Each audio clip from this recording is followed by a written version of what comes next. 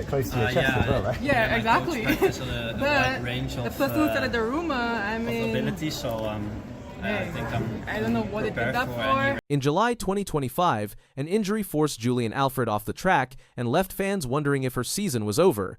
Weeks later, she returned at the Zurich Diamond League Final, and what happened shocked everyone.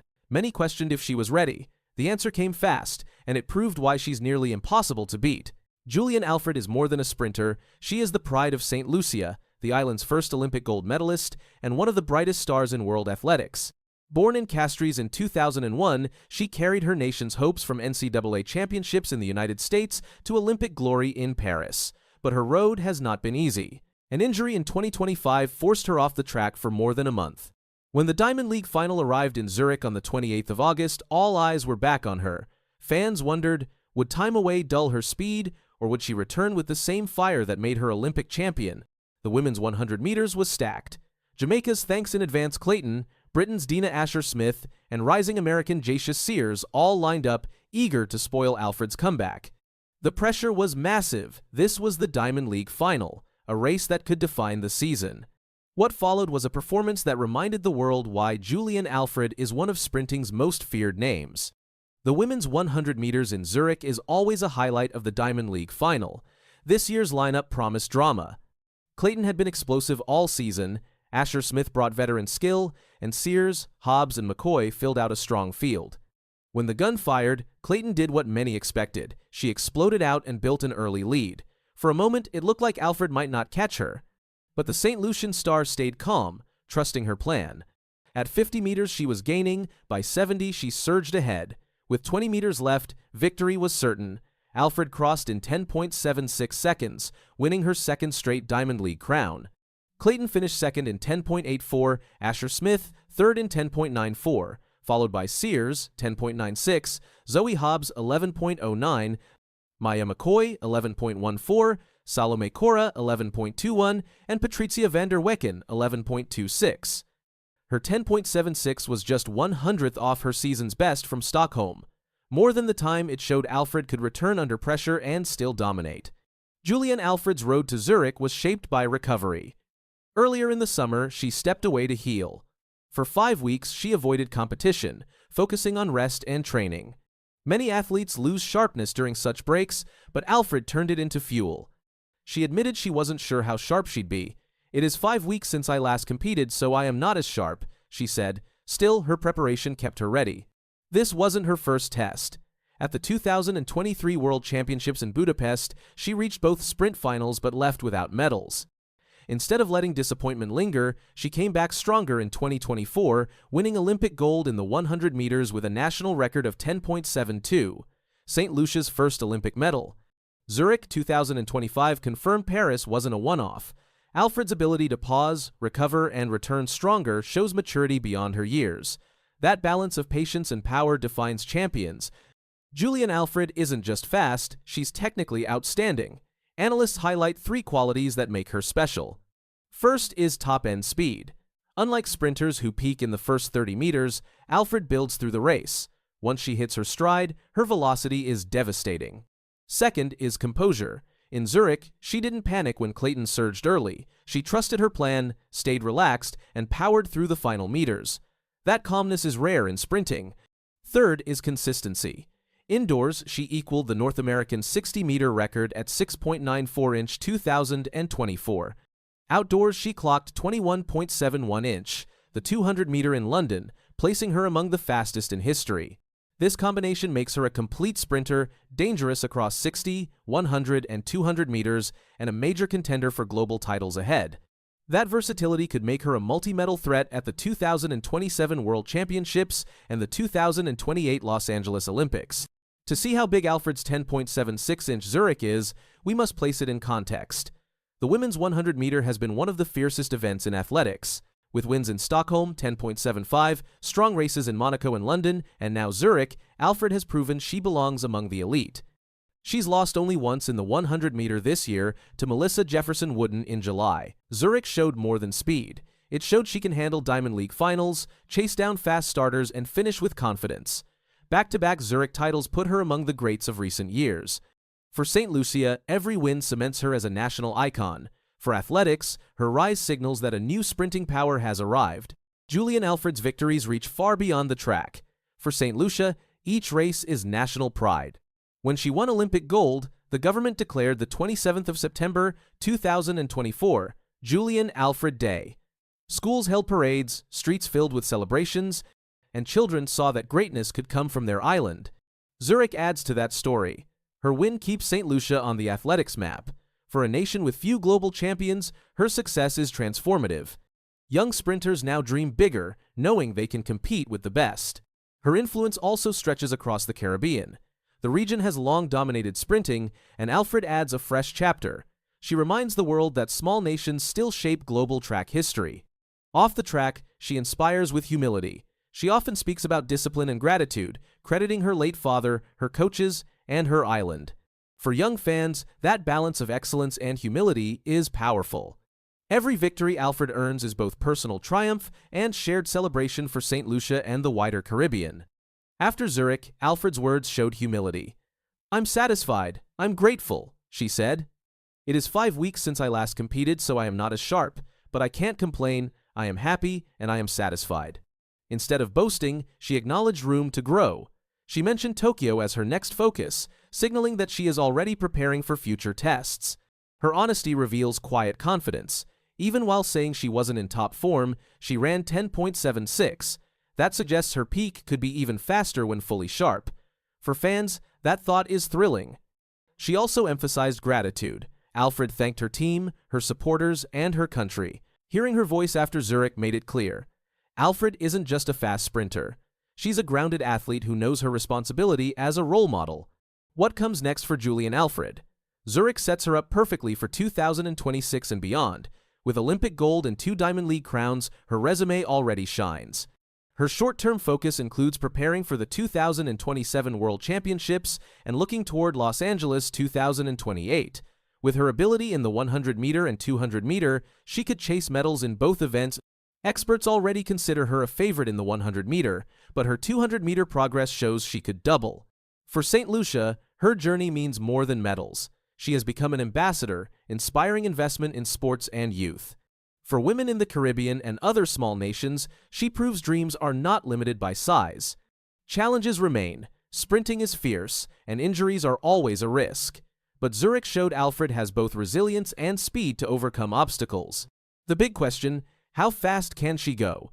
With a personal best of 10.72, could she reach the 10.6 range and join legends like Elaine Thompson-Herah and Shelly-Ann Fraser-Pryce? Time will tell. What's certain is Julien Alfred is back, unstoppable, and the world is watching. Go with the first in the series of the 100 meters, and Adi Wally looking very strong again as they come through. And a superb run, a great victory once again there. This 15-year-old kid just did something that has the entire athletics world talking. When Divine Iheme stepped onto the track at Lee Valley, nobody expected what happened next. You broke the world record over 60 meters for a 15-year-old at the start of the year. How did that feel? It felt amazing. To have another one to my name, I was like, this is really where I want to go with track. This isn't just fast for a teenager. This time makes Divine Iheme the fastest British under-18 sprinter in history.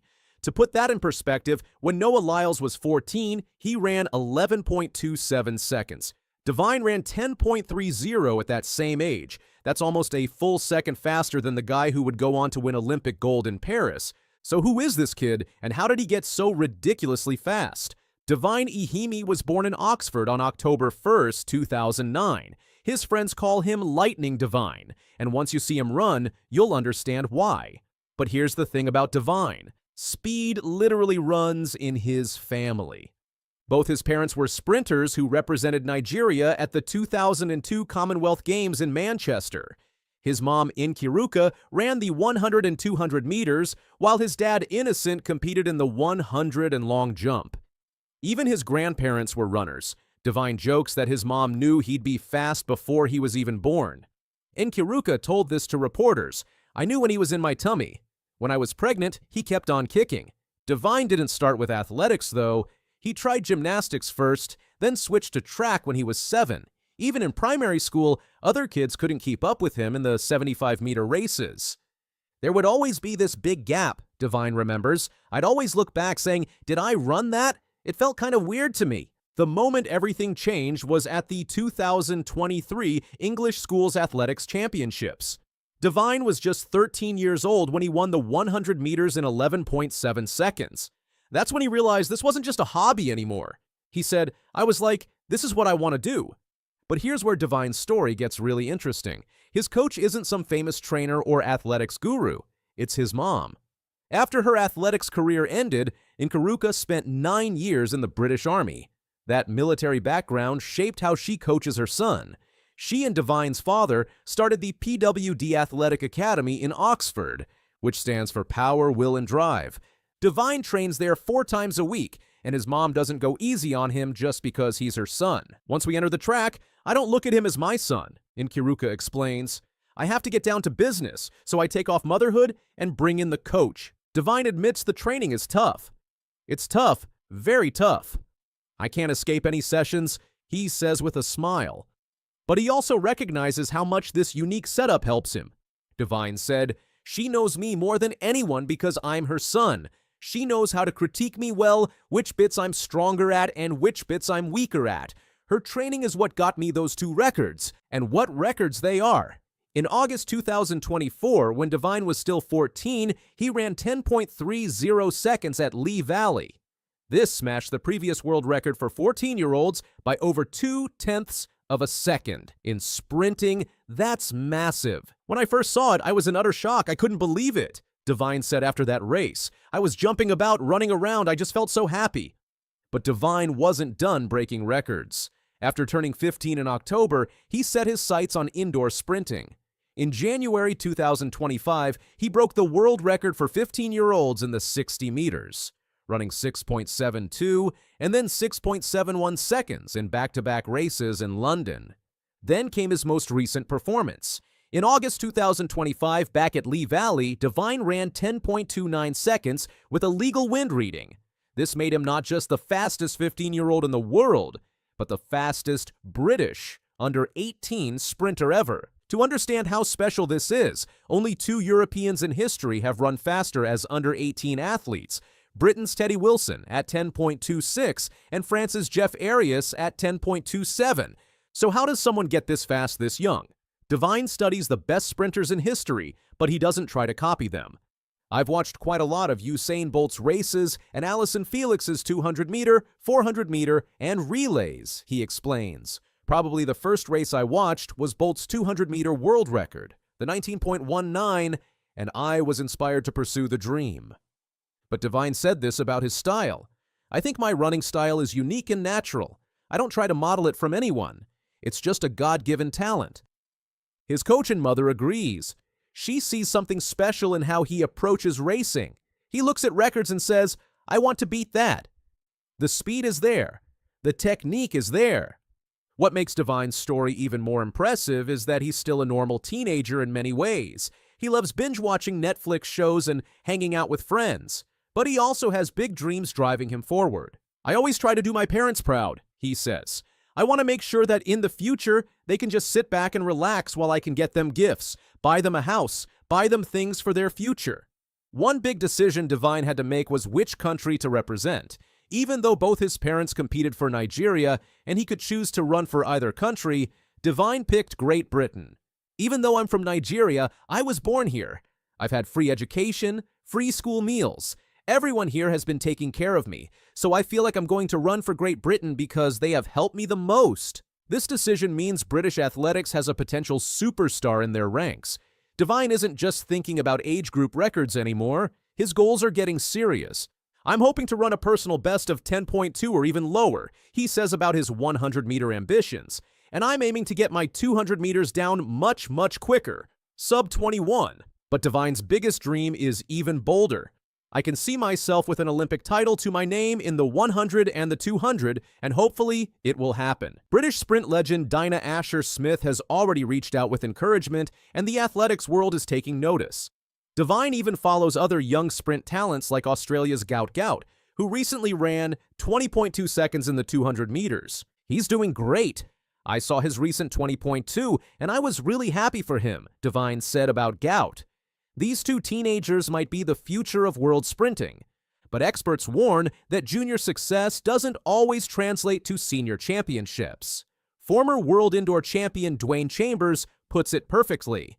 Many of us who have been in athletics for a long time understand that it's a marathon. It's about teaching the athletes skills on and off the track. It's a case of nurturing at the right time.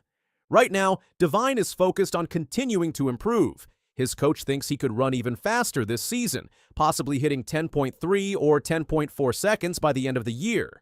With his technique solid and his speed still developing, there's no telling how fast he might eventually go. The comparison to Noah Lyles at the same age keeps coming up, and it's worth repeating. At 14, Lyles ran 11.27 seconds. Divine ran 10:30. That's not just faster, it's in a completely different league. What happens next will determine whether Divine joins the ranks of sprint legends or becomes another cautionary tale about junior athletes who peak too early. But right now, everything points toward a bright future. His training is professional, his support system is strong, and his times keep dropping. At 15 years old, Divine Ihime has already rewritten the record books for his age group. The question isn't whether he can run fast. He's already proved that. The question is how much faster he can go. In just 20 seconds, something crazy happened. The crowd didn't clap. People looked around, unsure. Then, something even stranger took place on the track. Who was that running so fast?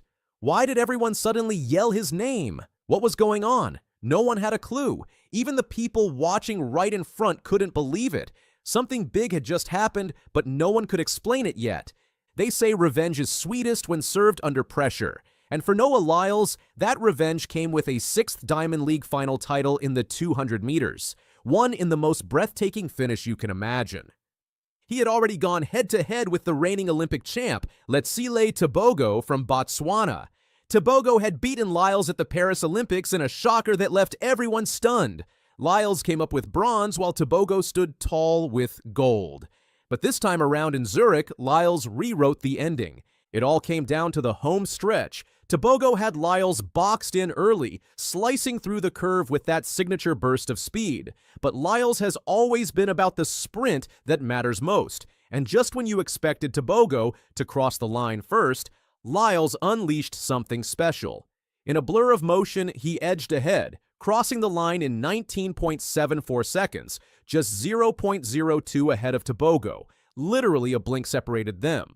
Right there in Zurich, Lyles claimed the win, 6th Diamond League Final 200-meter crown in hand. It was that kind of finish that gives you goosebumps.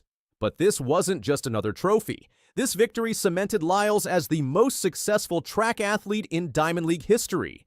No one else had ever won 6 finals. Before him, athletes like Christian Taylor and Renaud Lavillenie reigned in field events. But in sprinting, in this circuit, Lyles stands alone.